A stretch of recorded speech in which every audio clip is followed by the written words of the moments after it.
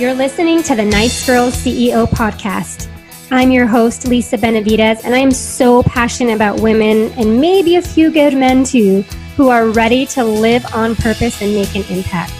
So if you want to be a leader in the world and build a business that makes a difference, and you want to be bold and confident so you can show up and stand out, then this is the place to be. Ready? Let's go.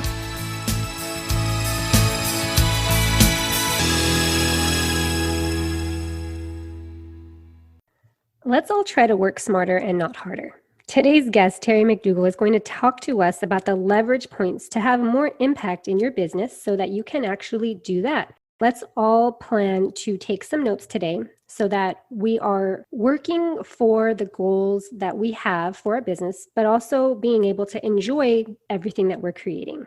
Terry's conversation with me was very fun, very valuable. Let's go listen.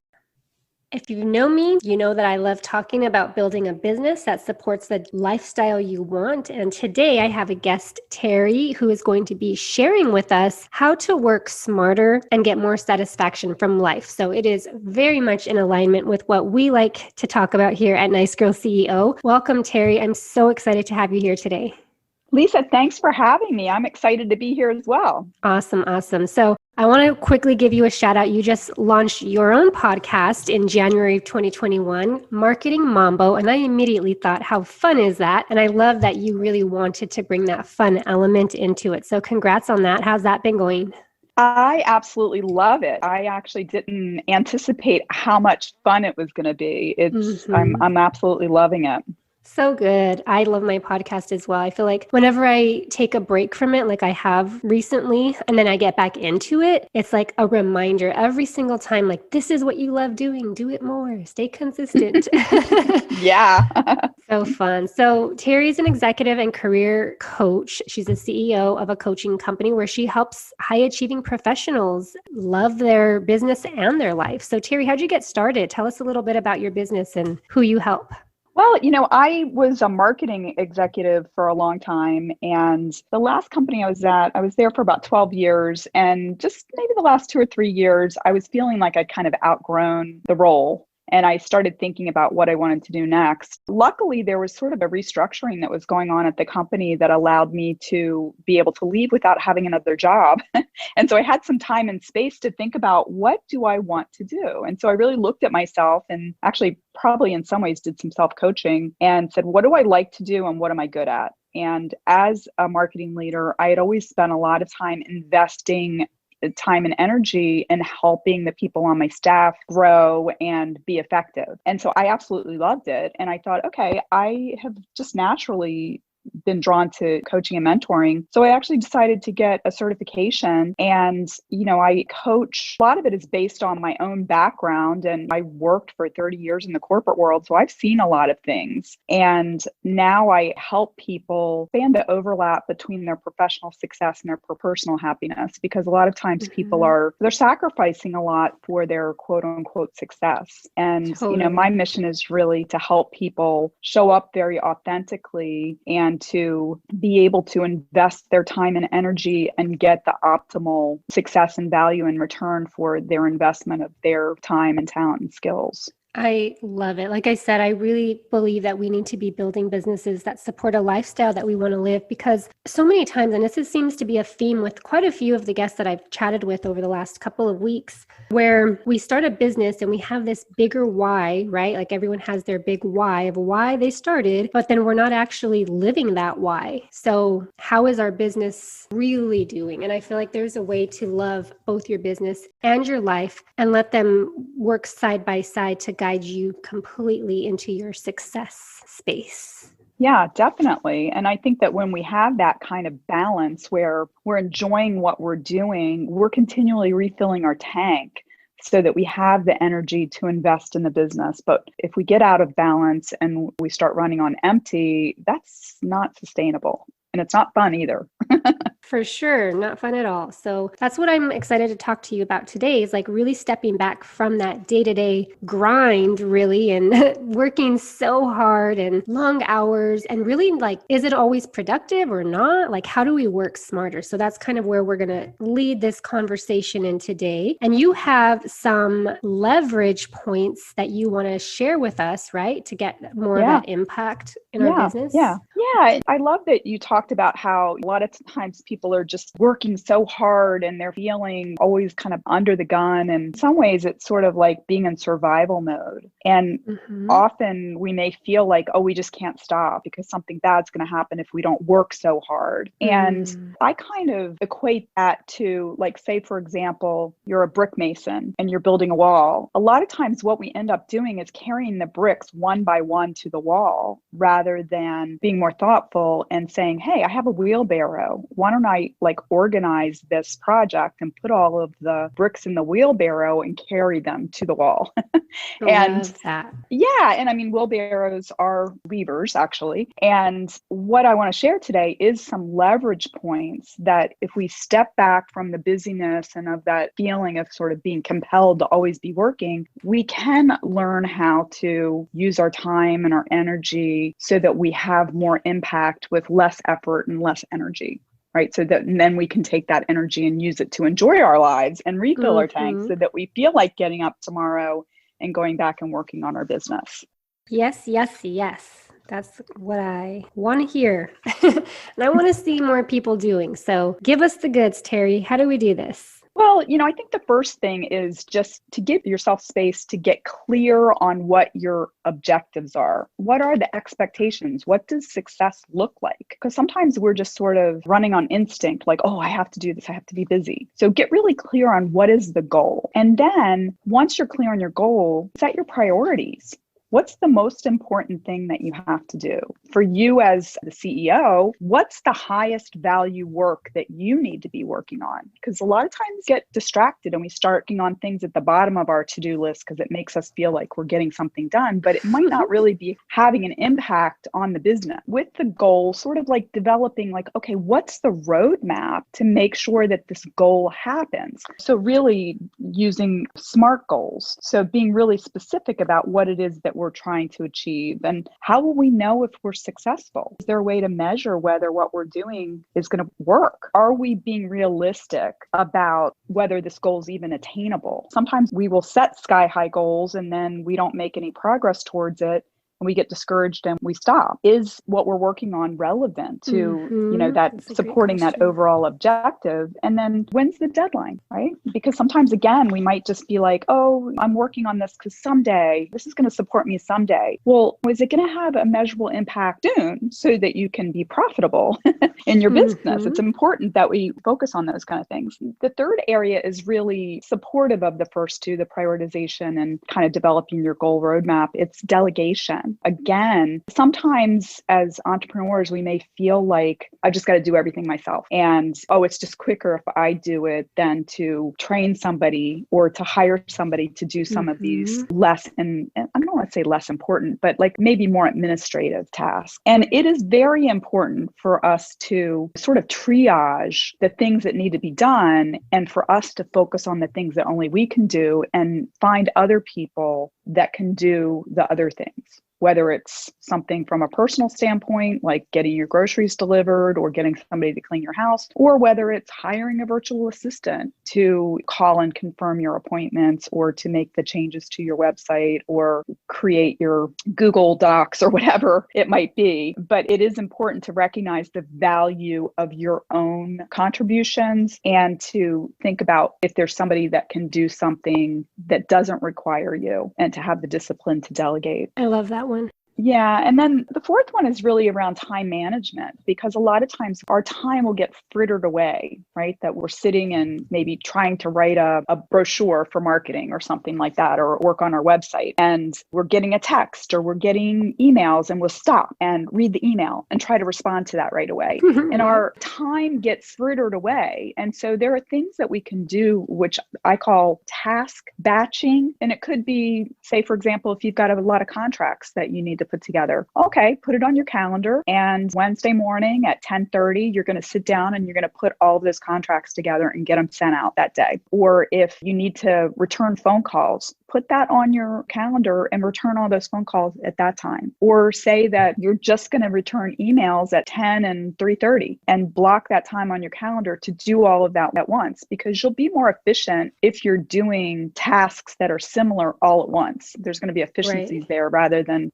getting distracted and making mistakes because you're switching between things. And then the last leverage point, and it's kind of related to the time management one, is giving yourself an opportunity to focus. One of the things that I find sometimes is that I have things that I need to do and I keep procrastinating for some reason. And there are things that I can't do on the fly. Say, for example, like if I need to write or I need to think through a process that requires a lot of concentration. I usually have so many things going on at once that it's hard sometimes to get into that mind space to settle in so you can really think. And there's a tool, I guess you could call it, that's called the Pomodoro approach. Where you block out time to sit down and set a timer for 25 minutes and you do nothing except for concentrate on that task for 25 minutes. When you get to the end of 25 minutes, you get a 5-minute reward. Yay! You can do whatever you want, right? You can get up and get a drink, or you can check your text. Scroll on Instagram. Whatever. Yes, look at Facebook, whatever. But then you get back and you do another 25 minutes. And one of the things that's really great about this is that 25 minutes is like the perfect amount of time. It's basically the amount of time that it takes to watch a sitcom, a 30-minute sitcom without the commercials. And, that goes pretty quickly. But if you focus for 25 minutes, you can actually get a lot done. And I think that the reason why a lot of times we do procrastinate, or I'll just speak for myself, is that I know it's going to take me a while to do something. Maybe it's going to take me 2 hours or 3 hours or 4 hours to finish this task. And so I'm thinking like 4 hours, like, I don't know if I can do that for 4 hours. Well, nobody can do it for 4 hours, right? And so we don't even get started because we don't even get any momentum going because we're thinking like 4 hours, right? But 25 minutes, anybody can sit for 25 minutes. And then once you see how much you can get done in 25 minutes, you do get the momentum and you feel proud of yourself. And you're like, and I can walk outside for 5 minutes and then come back in and sit down for another 25 minutes. And doing it in those small increments, you will see progress. It's like those small wins that are going to lead up to the bigger goal, the bigger success. And I always talk about like, we have these big goals and sometimes we're very impatient to get there. And we think we have to take those ginormous leaps. And sometimes our businesses require us to leap, right?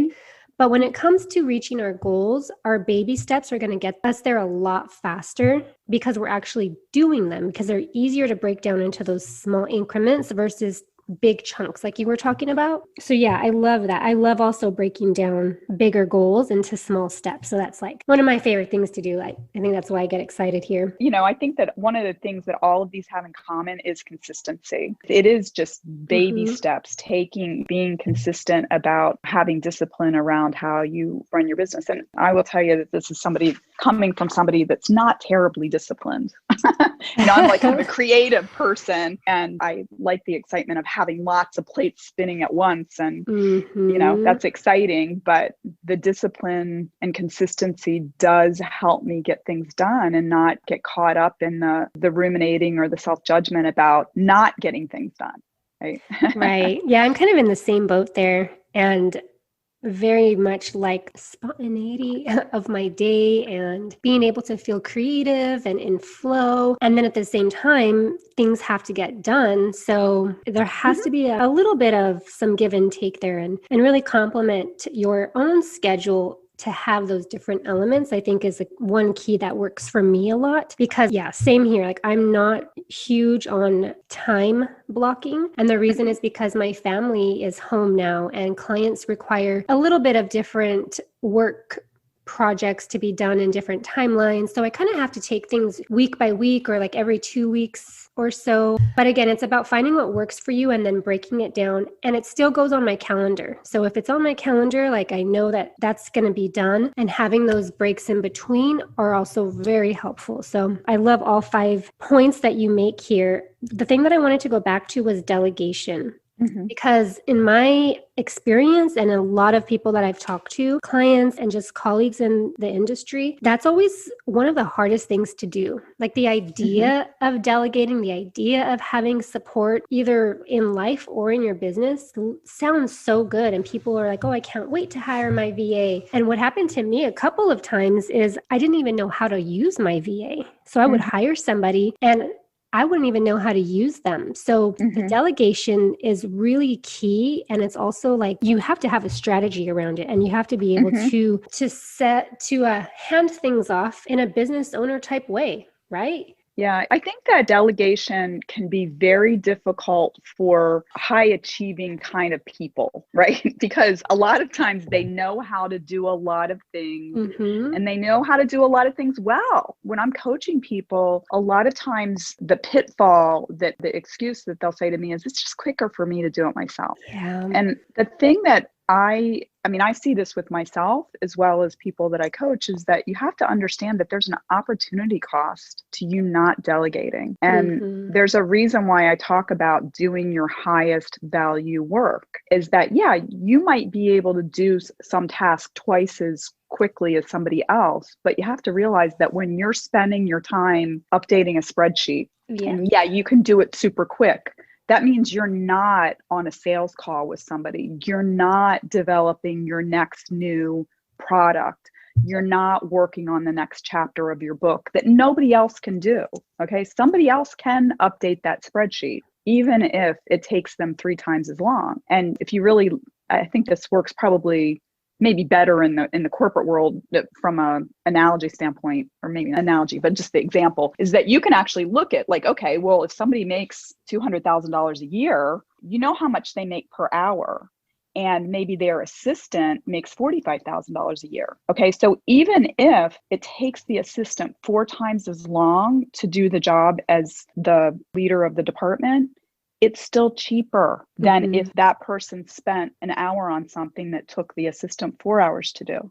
Yeah, it's definitely a lot of mindset shifts there too. I think one story that pops into my head, and I may have shared it on my podcast before, but back in high school, I was a cheerleader and we had to decorate the stadium for Friday night football games.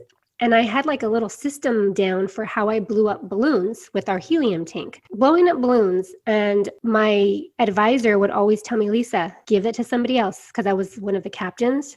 Delegate it to one of your girls, pass it along, go do something else. And I was like, I would struggle so much with passing off blowing up balloons. Like there's some magical way to do it. It's like just this little system that I had of how to like keep it going really fast. And yes, it takes time to teach somebody that, and it might take them a little bit longer to get the system down as well as you have it. But there's 2 lessons there. It's like you teach once and let them continue to do it so that the next week when that balloon has to be blown up or the spreadsheet has to be updated, it's already in somebody else's court to do. So again, freeing up your time long term, but also you never know when other people might have a better system from the experience that they're going to get out of learning from you. And then they can actually make things work better, smarter, move it along faster. So there's so many winning lessons out of this. And I think it starts with like the mindset shift, and then goes into the strategy and the thinking through long term what that really means. So a little bit of a squirrel, but I love this conversation. It's a great point. So it's a great point. And I also think that as a leader, sometimes whenever we say to ourselves or we say to our staff, I'll just do it, right? Like in some ways, what we're saying is that you don't matter, and I don't believe that you can do it as well as I can. Yes. I mean, it can be really demoralizing, or people can like not bring their best because they'll be like, well, she's just going to redo it anyway. So I'll just do it sort of halfway. And we need to give people the opportunity and the room to grow and to learn and to innovate. And to your point, absolutely. Maybe somebody's going to come along and they're going to have a better way of doing it. But if we never give them the opportunity to experiment, and then we're never going to discover that. And sure. When I was in business school, I remember my organizational behavior teacher talked about you could work at a company where the fastest typist in the whole company is the CEO. That does not mean that the CEO should do all the typing. And quite often, people who are good at something really high value can also be good at something low value, but it does not mean that they should do that. Like maybe they could sell the most popcorn in the concession stand, right? They're a great salesperson. That doesn't mean that that's what they should be doing. Yeah. Oh, I agree. So good. I hope this was helpful to everyone listening, because these 5 points and like the things that we went into a little bit deeper, I think were really important business owner tips that we can definitely all grow into more. I mean, even some of us that are maybe a little bit more further down the line in the delegation map, I know I still have not a struggle, but sometimes I have to stop and think like, are you delegating in the best way possible to both free up your time, but also to empower the person that's going to be taking this over for you? So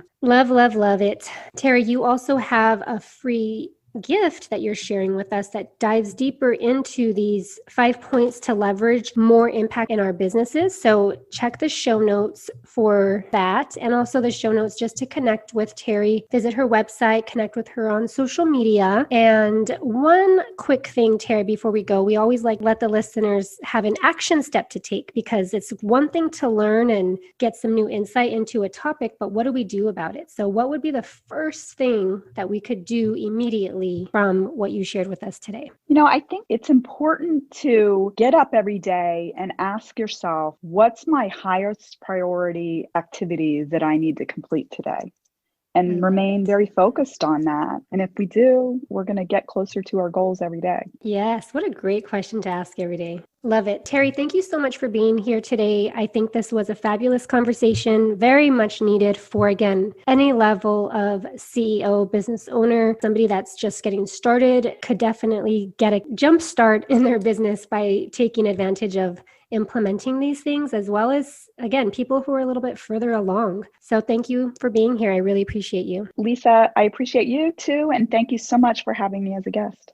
My pleasure. See you all next time. Thank you so much for listening. If you enjoyed this episode, make sure you subscribe so you don't miss a thing. And if you really enjoyed it, I'd love for you to write a review and share it. Also, be sure to connect with me in my Facebook group, Social Impact Squad, and follow me on Instagram at NiceGirlCEO. Hope you have an awesome day. Go take action in reaching your goals, and I'll see you next time.